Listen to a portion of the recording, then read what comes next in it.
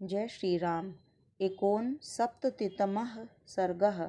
दल बल सहित राजा दशरथ की मिथिला यात्रा और वहां राजा जनक के द्वारा उनका स्वागत सत्कार।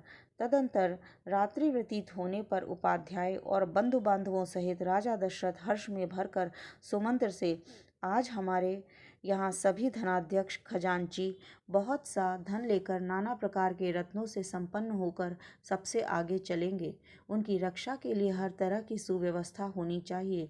सारी चतुरंगणी सेना भी यहाँ से शीघ्र ही कूच कर दी और आज अभी मेरी आज्ञा सुनते ही सुंदर सुंदर पालकियाँ और अच्छे अच्छे घोड़े आदि वाहन तैयार होकर चलें।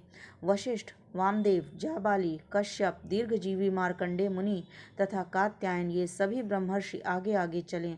मेरा रथ भी तैयार करो, देर नहीं होनी चाहिए। राजा जनक के दूत मुझे जल्दी चलने के लिए प्रेरित कर रहे हैं। राजा की इस आज्ञा के अनुसार चतुरंगणी सेना तैयार हो गई और ऋषियों के साथ यात्रा करते हुए महाराज दशरथ के पीछे पीछे चली। 4 दिन का मार्ग तय करके वे सब लोग विदेह देश में जा पहुँचे। उनके आगमन का समाचार सुनकर श्रीमान राजा जनक ने स्वागत सत्कार की तैयारी की। तत्पश्चात आनंद मग्न हुए राजा जनक बूढ़े महाराज दशरथ के पास पहुँचे। उनसे मिलकर उन्हें बहुत ही हर्ष हुआ। राजाओं में श्रेष्ठ मिथिला नरेश ने आनंद मग्न हुए पुरुष प्रवर राजा दशरथ से कहा, हे नरश्रेष्ठ रघुनंदन, आपका स्वागत है। मेरे बड़े भाग्य जो आप यहाँ पधारे। आप यहाँ अपने दोनों पुत्रों की प्राप्ति करेंगे जो उन्होंने अपने पराक्रम से जीत कर पाई है। महातेजस्वी भगवान वशिष्ठ मुनि ने भी हमारे सौभाग्य से ही यहाँ पदार्पण किया है।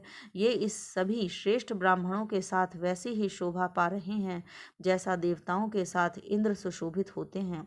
सौभाग्य से मेरी सारी विघ्न बाधाएं पराजित हो गई हैं। रघुकुल के महापुरुष महान बल से संपन्न और पराक्रम में सबसे श्रेष्ठ हैं। इस कुल के साथ संबंध होने के कारण आज मेरे कुल का सम्मान बढ़ गया है।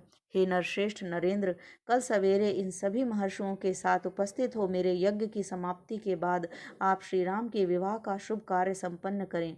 ऋषियों की मंडली में राजा जनक की यह बात सुनकर बोलने की कला जानने वाले विद्वानों में श्रेष्ठ एवं वाक्य मर्मज्ञ महाराज दशरथ ने मिथिला नरेश को इस प्रकार उत्तर दिया, हे धर्मज्ञ, मैंने पहले से यह सुन रखा था कि प्रीति ग्रह दाता के अधीन होता है, अतः आप जैसा कहेंगे हम वैसा ही करेंगे। सत्यवादी राजा दशरथ का यह धर्मानुकूल तथा यशोवर्धक वचन सुनकर विदेहराज जनक को बहुत विस्मय हुआ। तदंतर सभी महर्षि एक दूसरे से मिलकर बहुत प्रसन्न हुए और सब ने बड़े मुख से वह सुख के साथ वह रात बिताई।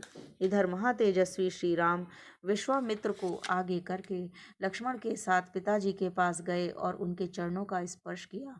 राजा दशरथ ने भी जनक के द्वारा आदर सत्कार पाकर बड़ी प्रसन्नता का अनुभव किया तथा अपने दोनों रघुकुल रत्न पुत्रों को सकुशल देखकर उन्हें अपार हर्ष हुआ। वे रात में बड़े सुख से वहां रहे।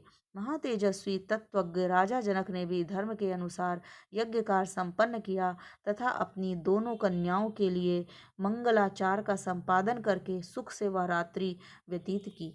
जय श्री राम।